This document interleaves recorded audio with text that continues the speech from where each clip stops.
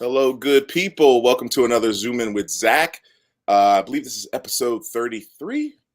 I might be wrong. It's been a heck of a end of January, beginning of February. Super busy, but excited that it's Black History Month. I have an awesome brother to introduce y'all to today. Of course, you see your trivia question on the screen, but we're going to talk about that in just a moment. Again, welcome to another Zoomin with Zack. Please make sure you're liking, sharing, commenting, providing questions for our guests. All that stuff is great, and I hope y'all connect. Let go.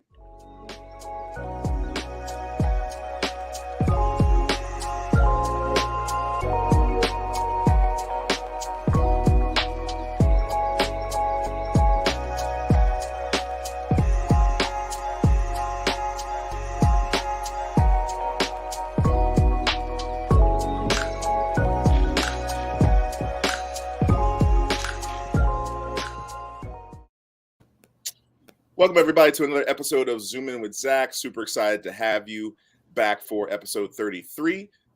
Maybe I look a little different. I'm trying out the camera for the first time. I got the XC15 Canon camera staring at me, and you'll notice I'm going to be looking at my screen a lot. So if I look down, I'm not paying attention for some reason, having some issues, but I'm trying to focus. And I got an awesome guest to introduce you all to today. But first, my trivia question, as you know, why are fish so smart? Why are fish so smart? I'm giving you two this week because last show, again, this is a new format, I forgot to give the answer. So the last week was, how do you find Will Smith in the snow? So we got two trivias for you, two dad jokes, and I'll give you the answers at the end of the show. But if you think you know what it is, feel free to put it in the comments. Of course, I'll ask my awesome guest what he thinks. But without further ado, I got to introduce you to this really dope brother. I met him years ago through the People for People organization. I did some work with them and got connected to this man, and we've been good friends ever since. I've loved all the moves he makes, and as you know, I love making an impact on our youth, and this dude does it to the highest level. So I'm super excited to introduce you all to my man, Kirk Berry, the one and only, right there. How you doing, Kirk? What up, Zach? Zach James. I am Zooming with Zach, so I'm doing great. Yeah, man. Now, I got to tell y'all, so the first episode I did of Zoomin with Zack, which I think was Sheldon Bartlett Rumor was my guest.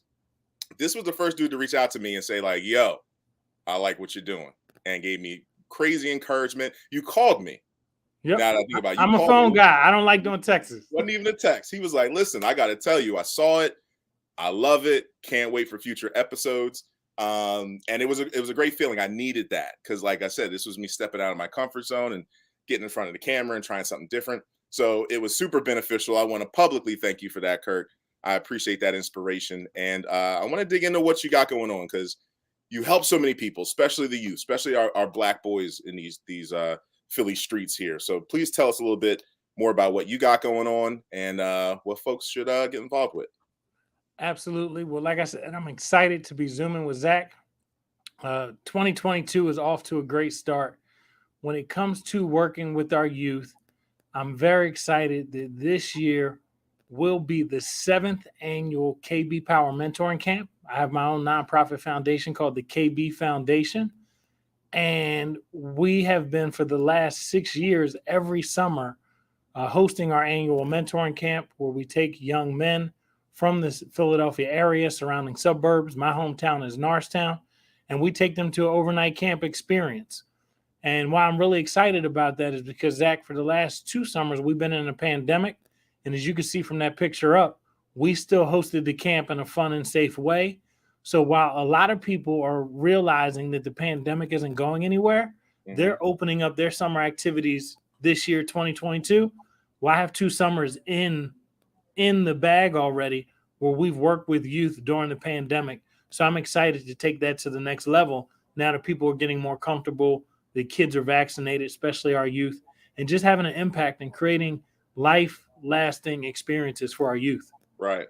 Now, tell me more about like when you created and why you created. Like, what made you go the route of like, I'm going to make a camp for youth? Like, how did you get there? Real short story. If you're a fan of Steve Harvey or know who Steve Harvey is, he has his annual Dreamers Academy where he brings 100 boys out to his ranch. And in the very beginning, when it was taking place, I would submit my name because he would have presenters, but he never called me, right? So Steve Harvey doesn't know who I am. And I didn't take offense to that. He has the most brilliant and brightest of his friends at NASA. They come and talk and work with those boys. But I realized that if he's only having 100, that means he can't service every kid. Mm-hmm. And then I also realized no one's doing something similar in Philadelphia area, where you're making sure kids get to go overnight camp experience at a cost efficient rate. So I started in 2016 with 9 campers. In 2019, I had 48. We all know the pandemic hit in 2020. And in 2021, the pandemic's still there. So I held the camp, but I did it on a much smaller scale. But I created it because I wanted young boys to be able to get an experience where they were going further than 10 blocks outside of their radius. Because the average kid from a community that is underserved most likely don't go 10 blocks north, south, east, or west. They go to local school, local barbershop. They go to the local grocery store if they don't live in a food desert. And I wanted them to see more. Right. That's awesome, man. And I appreciate the work you do and applaud it. So I'm excited for that to continue.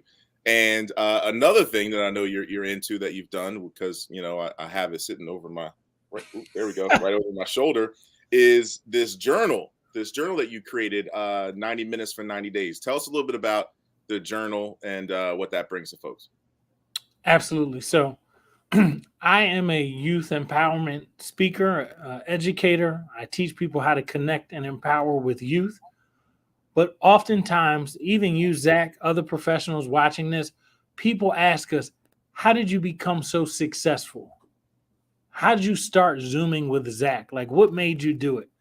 And what I realized is that no matter what our journey is to success or accomplishing something that's important to us, we all will have one thing that's the same in our story, and it's that you have to put in the time. So what you have there to journal, 90 minutes for 90 days, is just a journal I created because if people want to know how to start with putting in the time, they should at least take an hour and a half of their day and work on a specific area of life where they want to see positive results.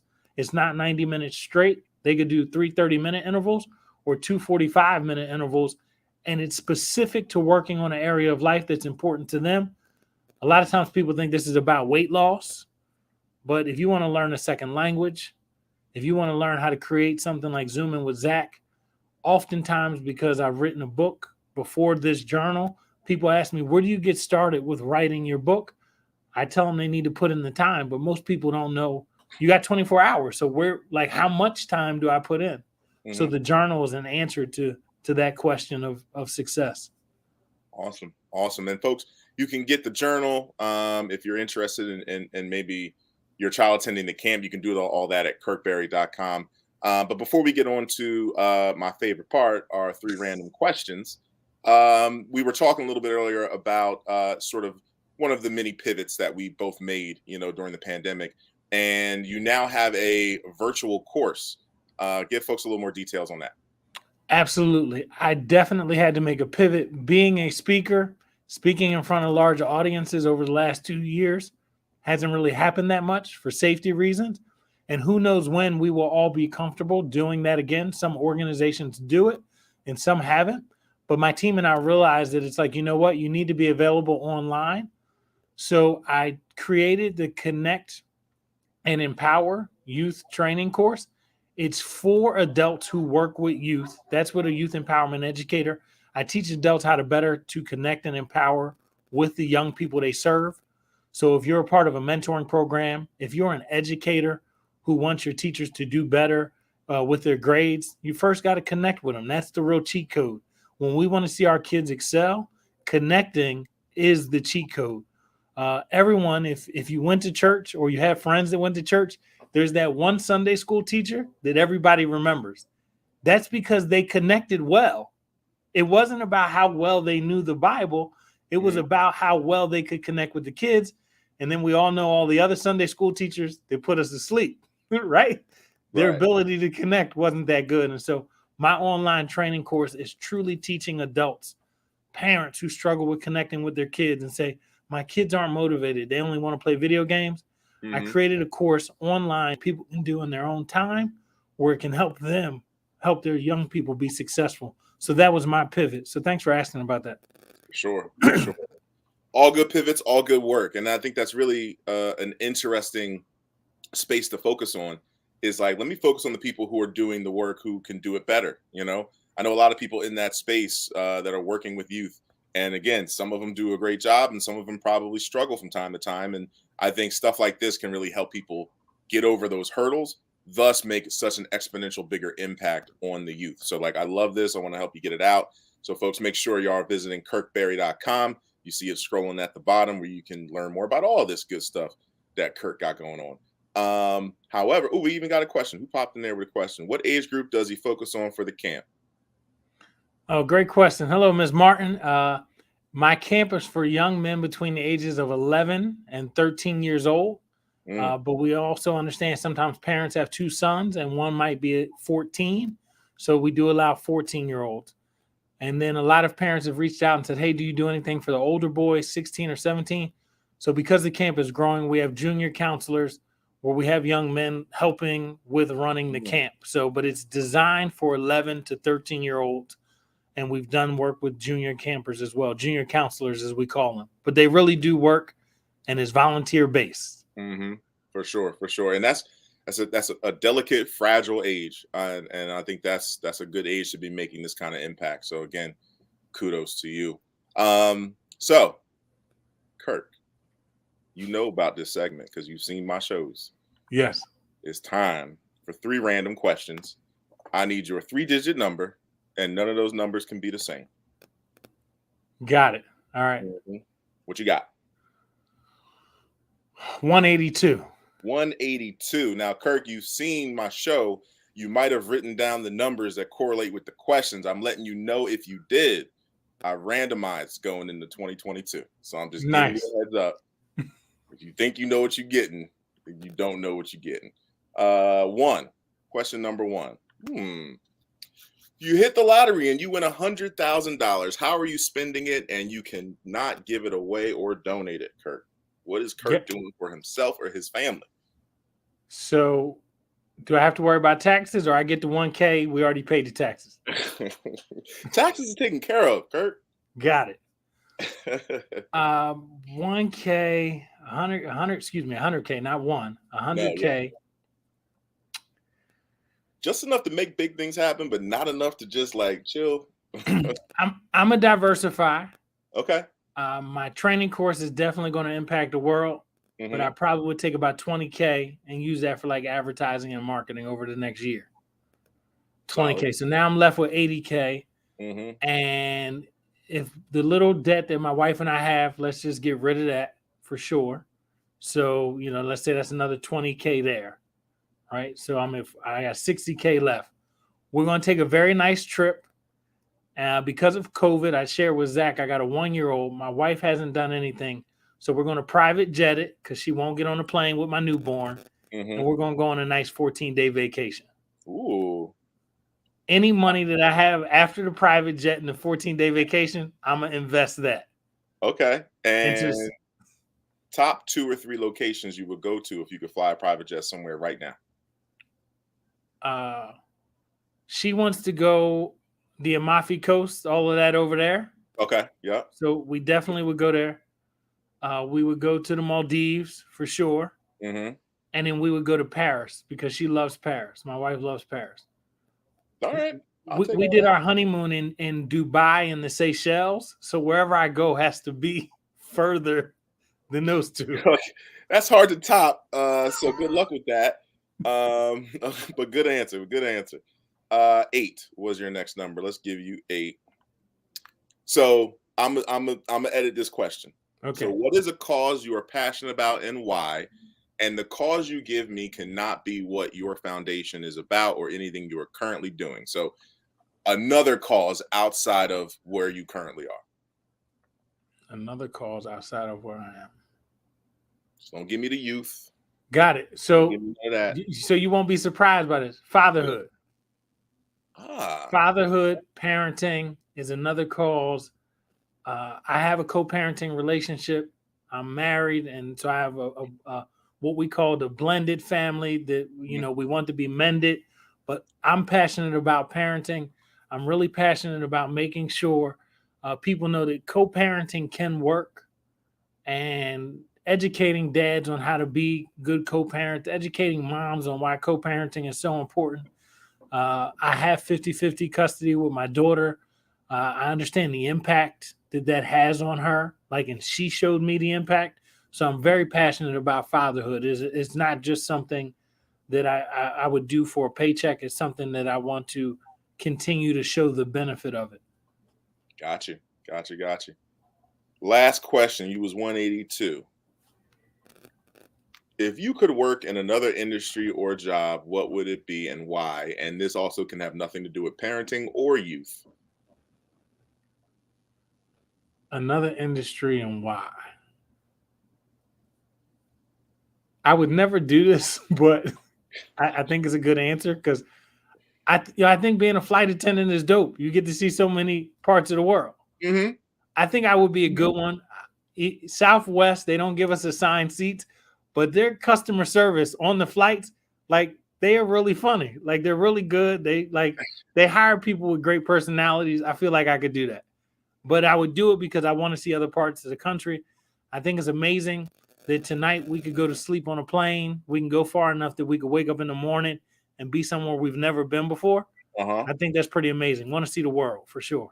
I love it. And hey, if you did switch to that, then all them vacation trips you plan on taking, you might have a nice little break. You might get the good ticket prices. Absolutely. Save some of that $100K.